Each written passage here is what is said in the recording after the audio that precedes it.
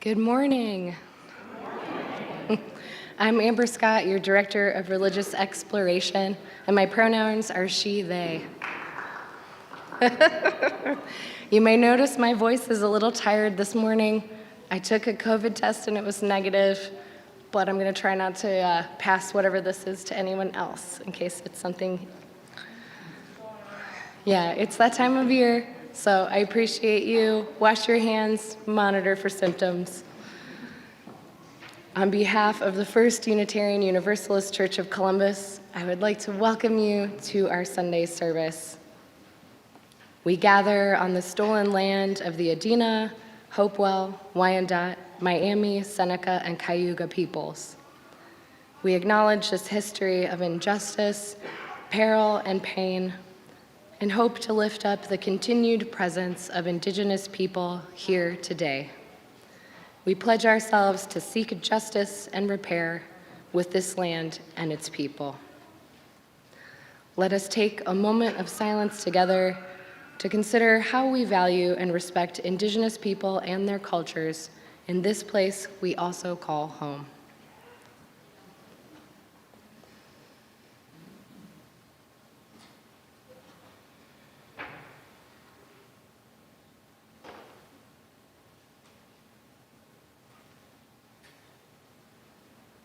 Thank you. Our opening song is from the Teal Hymnal, and the words will also appear on the screen. Please rise as you are willing and able to sing number 1003, Where Do We Come From?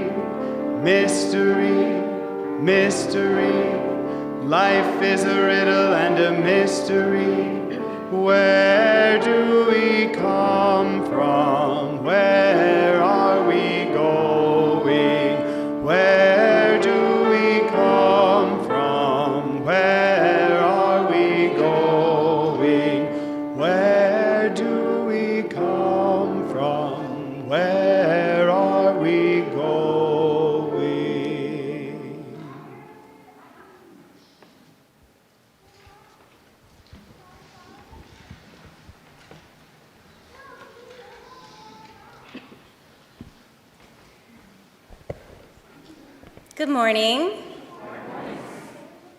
I'm Tamara Parson, and I'm a member of the First UU Board of Trustees, as well as serving as your BIPOC Network Coordinator. My pronouns are she, they. We are so glad that you're here. Our congregation aspires to be welcoming to all, and we want you to know that you belong. Please scan the QR code to check in, view the order of service, submit joys and sorrows, and access our donation page. If this is your first time visiting our congregation, we welcome you. We have a visitor gift for you at the greeter stand in the front hallway. Because today is our annual Remembrance Service, you will notice that we are doing things a bit differently. We are not passing the plate this morning and would like to encourage you to donate by either dropping your offering in the basket at the end of service or giving online through our website.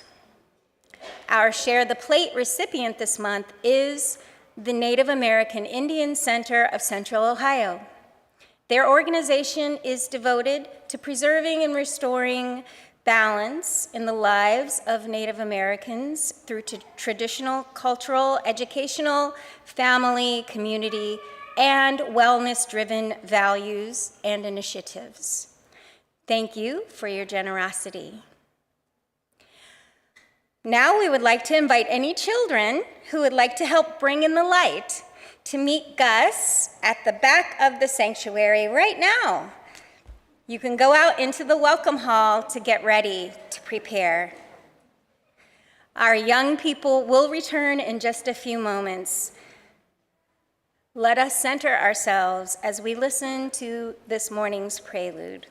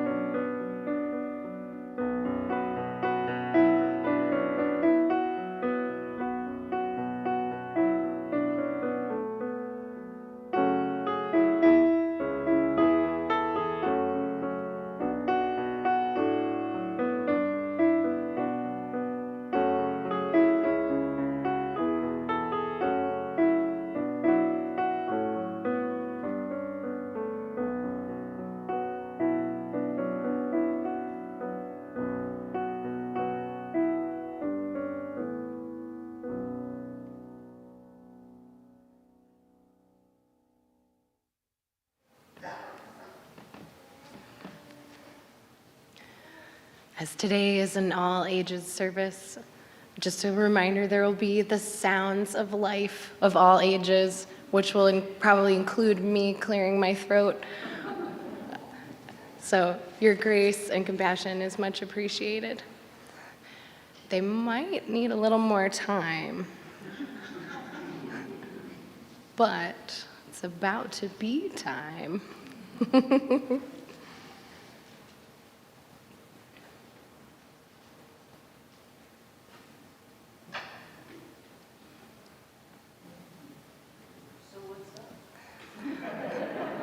Hi, Sue. Give it up for Sue.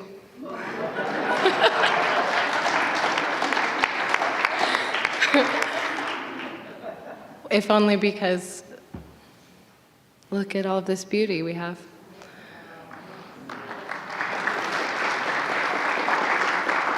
All right. It's now time for our children to bring in the light.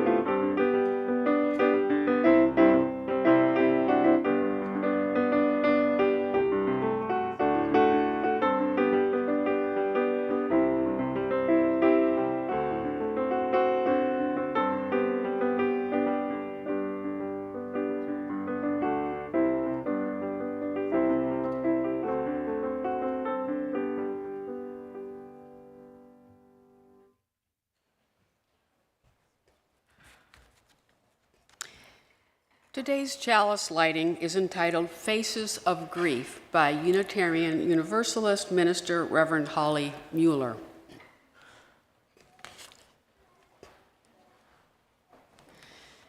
Grief wears so many faces. We will not open the door to her sadness, so she kicks it down in anger, filling your chest with fire for all who pass. We will not recognize her as loss, so she cloaks herself in numbness, inviting us to screens and bottles and escape hatches with no escape. We won't speak to her as fear, so she whispers that we're powerless, that it's pointless, that we're stuck. So we won't look at her on the news or acknowledge her waiting in our bedrooms, So we live a life so small, we don't think that she can enter. But she can. She does. She did. She is uninvited, but not unkind. She wants to clean your wounds despite the sting, hear your memories despite the tears, paint your picture of what was and what could be.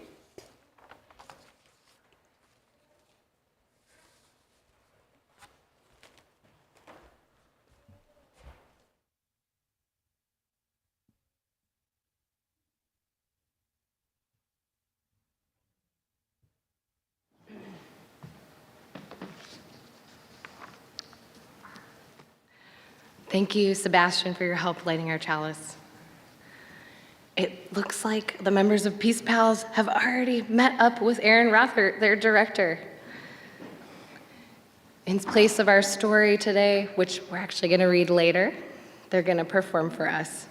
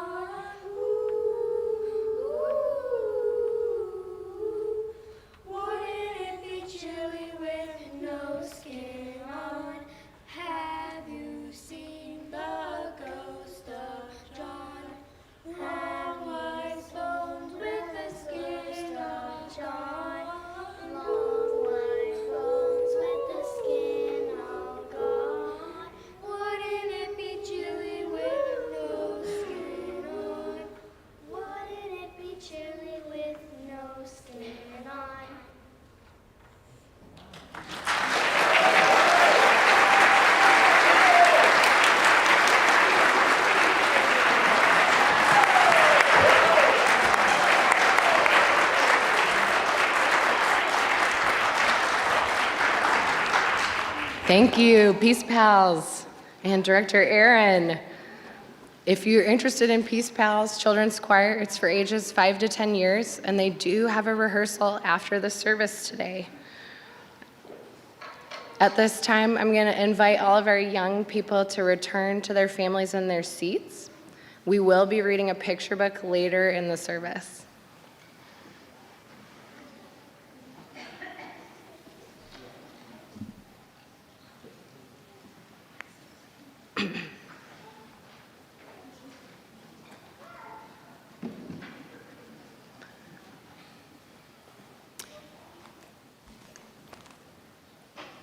So before we begin these talking about our rituals this morning, I just want to acknowledge that these words were written by Christine Davidson.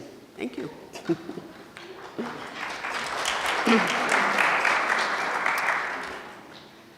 Ritual. Ritual helps us to adjust to our new realities. Grief rituals are often intended to move us, our sorrow, from feeling to a physical manifestation, taking something intangible and transforming it into something that can be held and looked at. Rituals try to break the overwhelming into pieces that can be examined, processed, felt, and shared. Rituals connect us to others at a time we've had a connection severed. You'll see 5 stations around the room that we're going to invite you to go to later, and each brings forward a different aspect of transforming knowing to know. The first station is grief, the intense, often overwhelming pain of loss, of what was had and what never had a chance to happen. We drop a stone in the water, see the rings grow from that sudden disturbance and how they change with time. A physical example of the waves of emotion that accompany the loss of a love. A moving picture of the effect that life had on your own and on others. The second station is courage. It takes courage to grieve, to show our vulnerabilities, to show our pain to ourselves, to show pain to our families, to show pain to our communities, as we walk a road we never wanted to go down. To choose to walk that road instead of freezing, not to be immobile in that last shared moment, but to continue to breathe, to continue to live, to continue into new things without our loved one, takes so much courage. To start to accept our changed self takes courage. Well, we ask you, when you go to one of the stations, to take a moment to write a note of encouragement to that part of you that is grieving, or perhaps there's something you've never had the courage to tell someone who is no longer with us. Here you can take those feelings and thoughts, put them into words, put the words into the bowl, and after the service today, we'll release these words into fire to be consumed or to be carried on.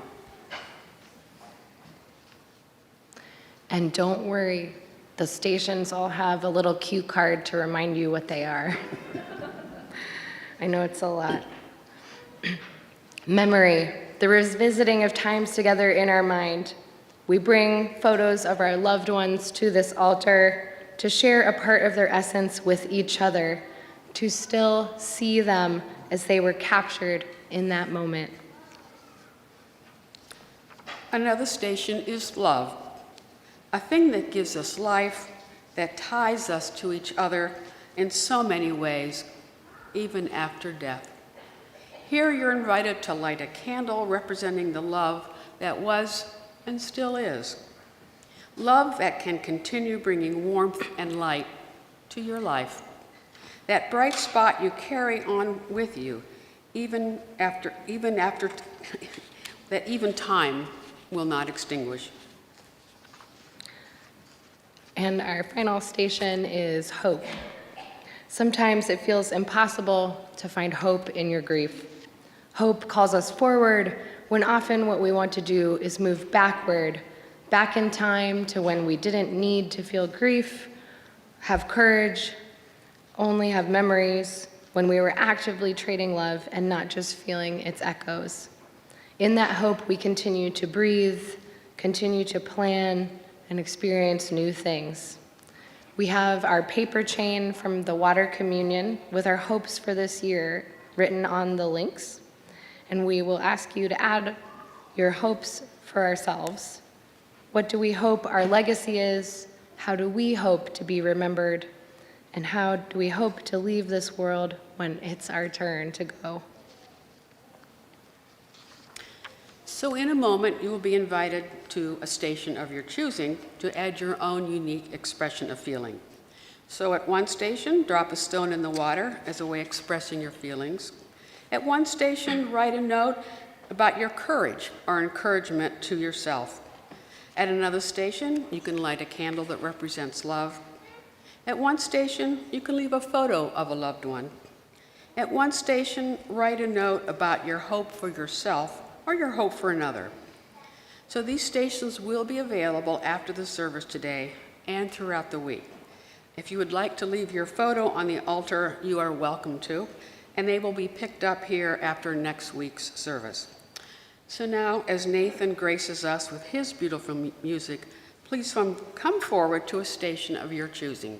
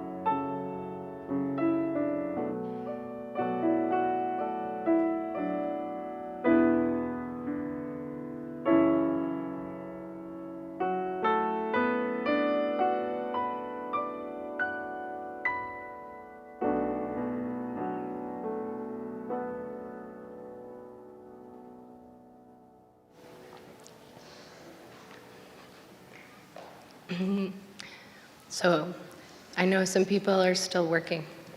As a reminder, all of these stations will be available after the service, and they're going to remain up until Friday morning this week. So you'll have lots of chances. If you're doing a writing activity, feel free to continue, or you can take your slips back to your seat. Since people are kind of filtering back, we are going to sing together, but I would invite you to remain seated just so that if your neighbor is returning, they can get to their spot. Please join us in singing verse 1 and 2 of There Is More Love Somewhere, number 95 in the gray hymnal.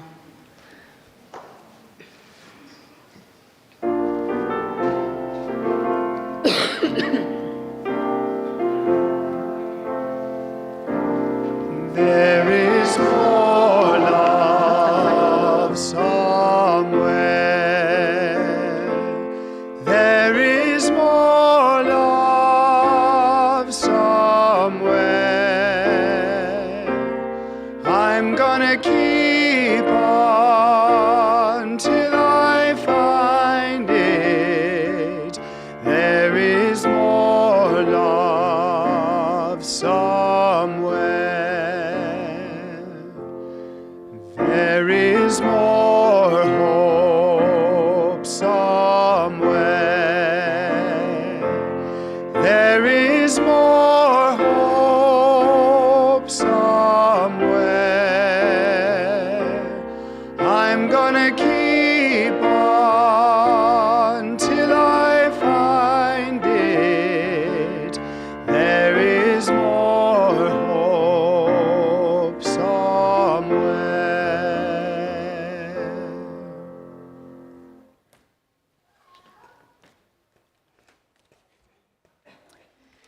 So much grief we hold in our hearts. It was lovely to see so many of you taking part in this. So I now invite pastoral listeners Barb Fiorini and Susan McChrystal to come forward to share first the joys and sorrows submitted online this week, and then the announcements that came in during this service.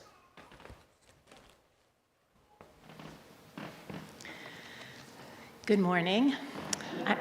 I'm Susan McChrystal, retired, but served this community as an affiliated community minister. Today, we are lifting up, and there are caring cards for Dave McDonald, who celebrated his 86th birthday. Yay. That was October 25th, and he shares a birthday with also Marguerite Molk, who became 96 last week. Yes.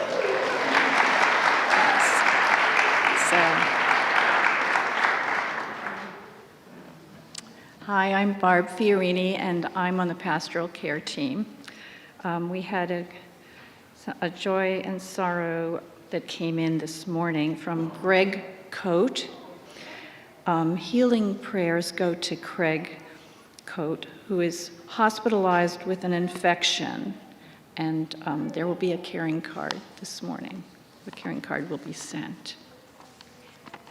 And something came in at the candle table from Jim Macharski. Jim has almost fully recovered from injuries he received during a robbery and assault in August.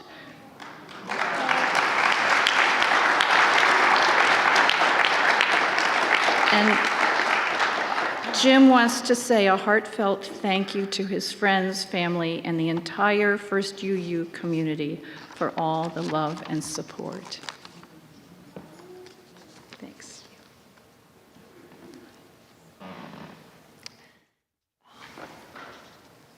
Thank you, Kathleen.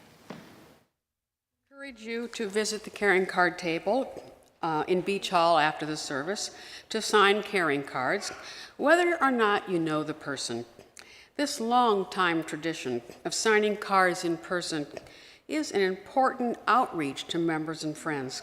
Even if there are no cards to sign, please come and stop at the card table and say hello to our volunteers. May we hold these joys and sorrows and all of those yet unspoken gently in our hearts. It is our practice every year at the end of October to hold up the names of members and friends who have died since this service last October, or whose memorial services were held since then. So some of these individuals have died last year, but we are holding up their names because their service was in this year. I hold up these names: Jesse Cannon, Betty Powell, Phyllis Carlson Ream, Linda Keith, Bob Aldridge, Caroline Fassig, Tom Bierman, David Patton, Bernice White, William Miller, Robert Hughes, Charlie Christian. I now invite all of you here today and at home to add the names of individuals who are no longer at your side. If you are in person, I invite you to speak their names out loud or silently inside your heart. And if you are participating from home, feel free to add their names in the online chat.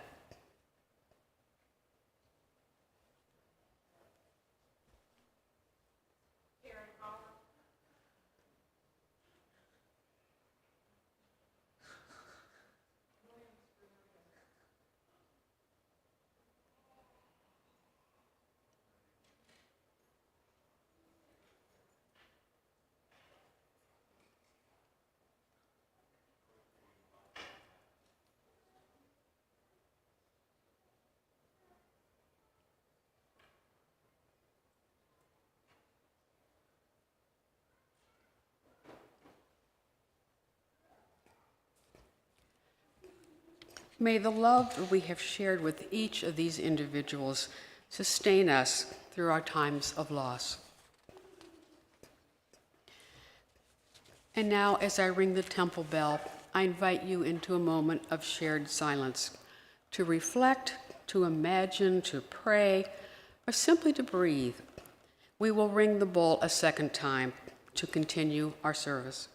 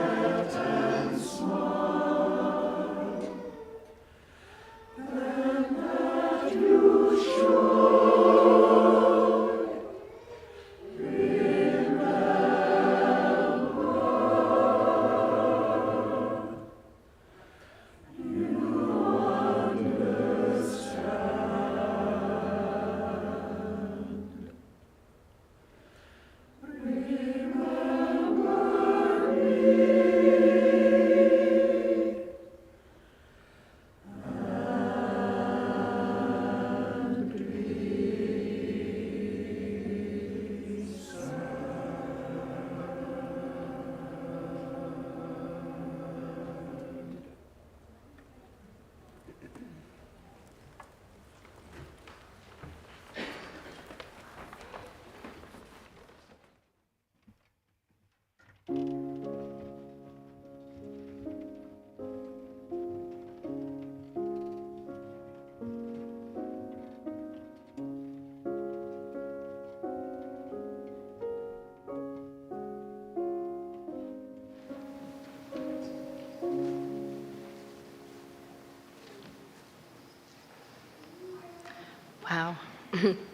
How lucky are we to experience such beautiful music together.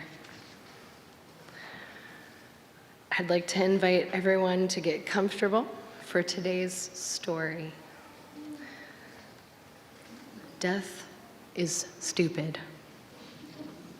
Written and illustrated by Anastasia Higginbottom. When a loved one dies, people can say some stupid things. I know exactly how you feel. Don't cry, just be grateful for the time you had with her. Even the people who care about you most may not know what to say. We lost her, then find her. We can't, honey, she's gone. Gone where? Is she ever coming back? Every life comes to an end. She's in a better place. Would I be in a better place if I died? Dying is not a punishment, but it mostly doesn't feel fair.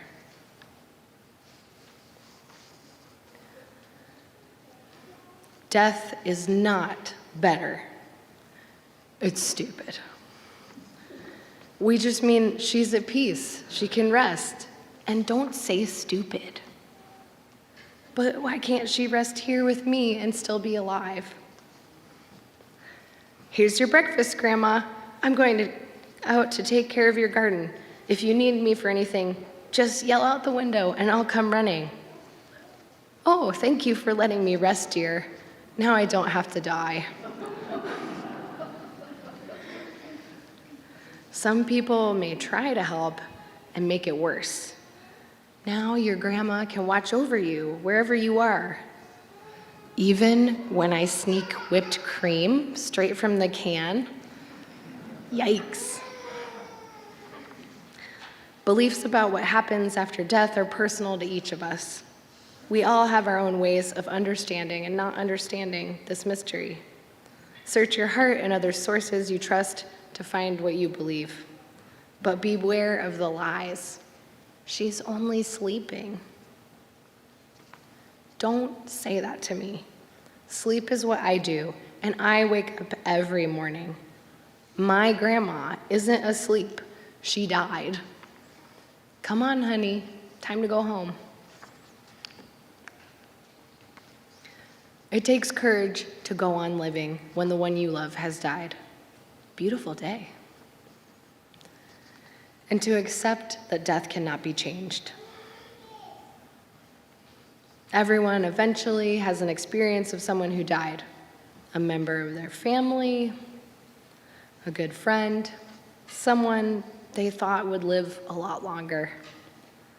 We did everything we could. I'm sorry. Your pain is not less than theirs. It's not more, and it's not the same. Can I play in my room now? Be sure to hang up that suit when you take it off. I will. You might be freaked out by the grief of those you depend on. My dad cried at the funeral, not the quiet kind of crying. It was the kind you can hear.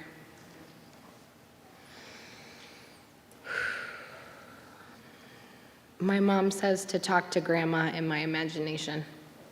I know what I would say.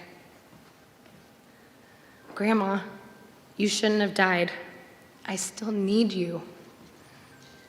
Oh, honey, I know. Death is so stupid. Grandma, you said stupid. Well, it is. If you have questions for the one who died, ask them. in your imagination or write out loud.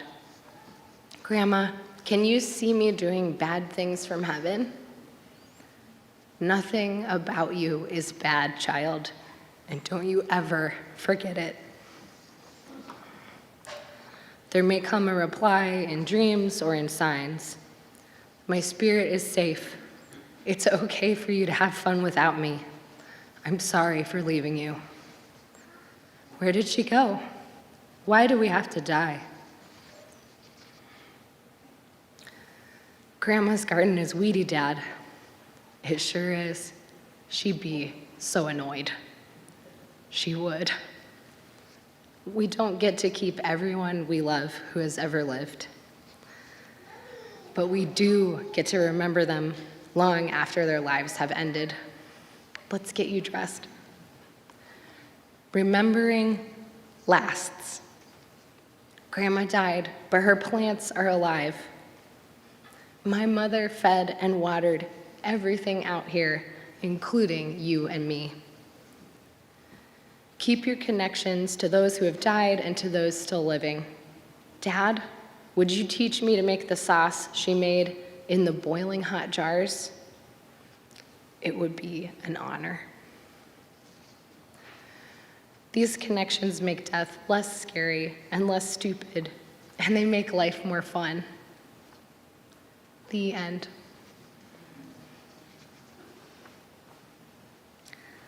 Want to know how to keep someone and, at the same time, let them go? Wear what they wore. Play what they played in. I'm in. Read what they read. Hey, my name's in here. Make what they made. Who wants some? Ooh, yum. And treasure what was dear to them, including you. When an animal you care about dies, people may not understand your feelings.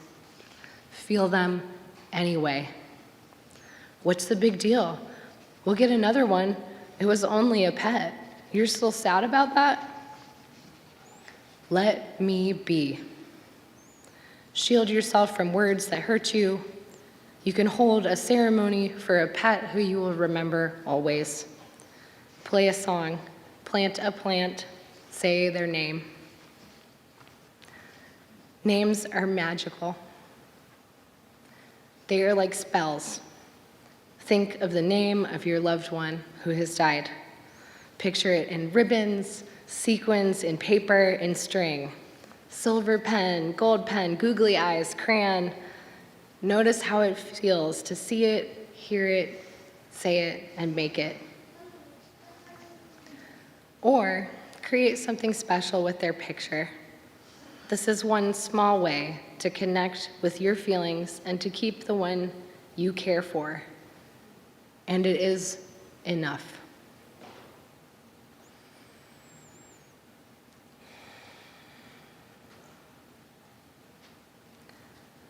Please rise as you are willing and able.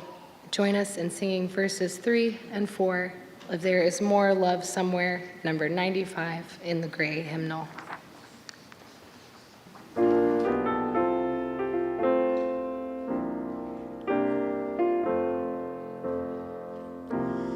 There is more peace somewhere.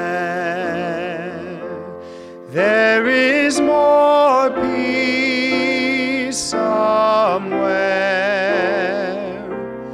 I'm gonna keep on till I find it. There is more peace somewhere. There is more joy somewhere. There is more joy somewhere. I'm gonna keep on till I find it. There is more joy somewhere.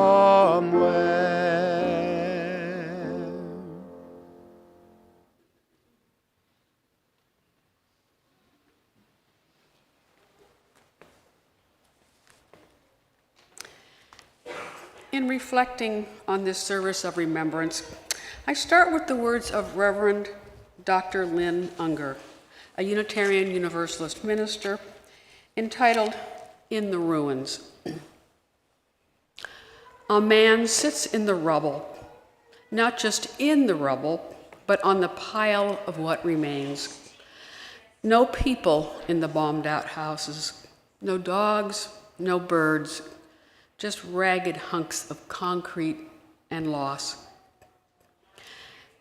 And on his perch, he is playing an instrument constructed of what is left: an olive oil can, a broom handle, a bowed stick, and strings.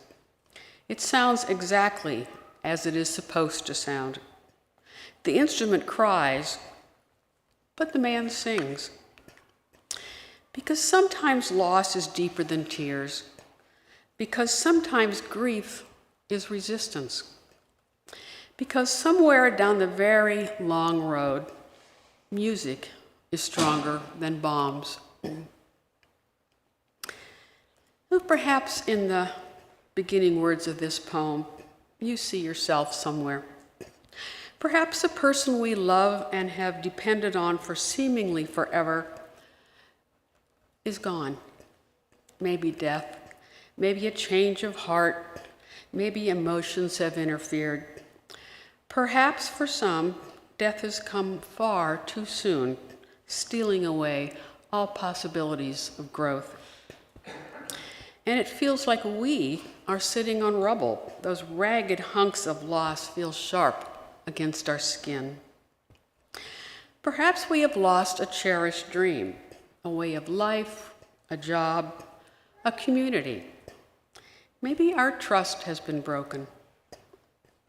Perhaps it's realizing our own vulnerabilities, whether through illness or disability or aging. Maybe the world no longer feels like a safe place. We've lost the ground that we thought was so solid. Can we see grief and loss as part of life, that change is inevitable? Oh, that's not so easy. No dogs, no birds to remind us of life. And yet, what is your olive oil can? What is your broomstick? Or what is your bowed stick? Or what are your strings? Can you find them? Can you see? Holy work this certainly is, because holy because it is fundamental to life. And ask yourself, what is my music, and can I find a way to sing?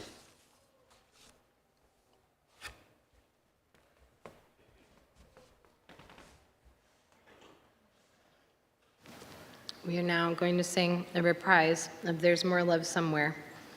We're going to sing the first verse through again, and then we're going to sing it a second time with new words. There is more love right here. I'm going to keep on because I found it. Please rise as you are willing and able for number 95.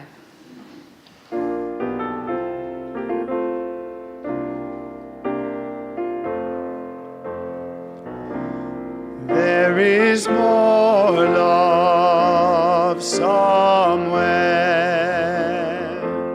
There is more love somewhere. I'm gonna keep on till I find it. There is more love somewhere. There is more love right here. There is more love right here.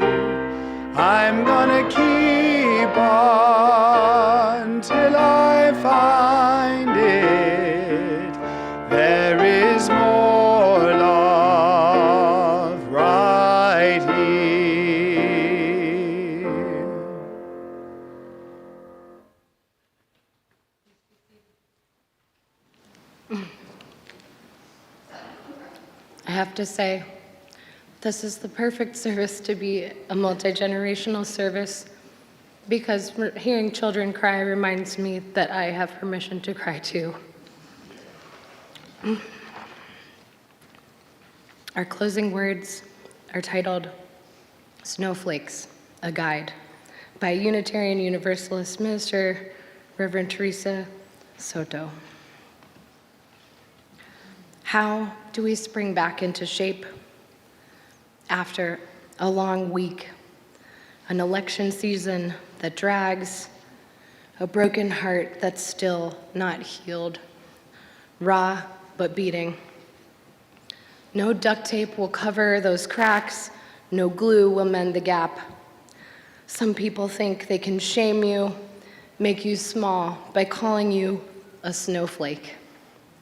What they don't know is this.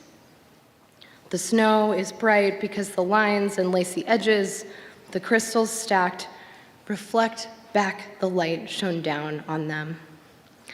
And the light keeps shining just as you do.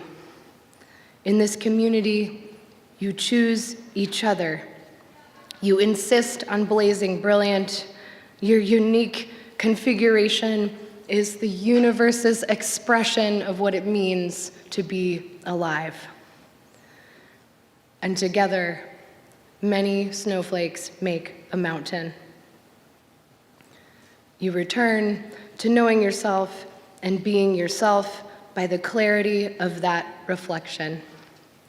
You can lay your burdens down and rest. Lean into the place where you belong. Allow the brightness of who you are, both individual and community, to light the way toward the future you are building with your love.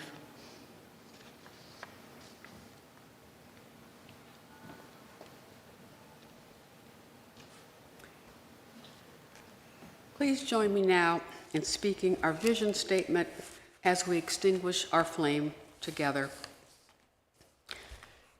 We extinguish this flame, but not the light of vision. As we go forth, let us heal and transform ourselves and our world through reason and love.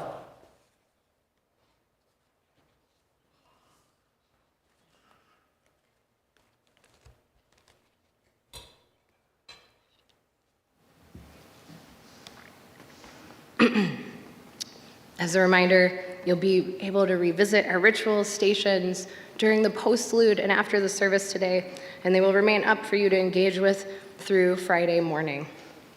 There are also mementos for you to take by the back door. They have rosemary for remembrance and cardamom for love. Also, please drop your offering in the basket as you exit or go online. But first, let's sing together one more time. Please rise as you are willing and able, and join us in singing Meditation on Breathing, number 1009 in the Teal hymnal.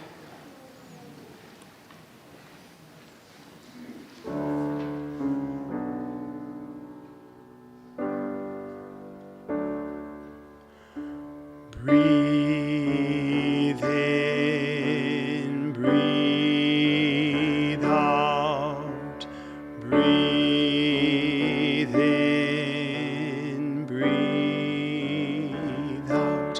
When I breathe in, I'll breathe in peace.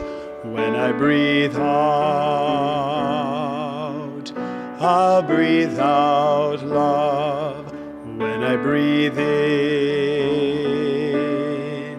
I'll breathe in peace. When I breathe out,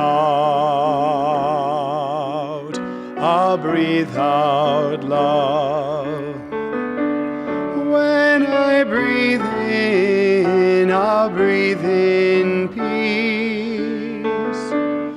When I breathe out, I'll breathe out love. When I breathe in, I'll breathe in peace.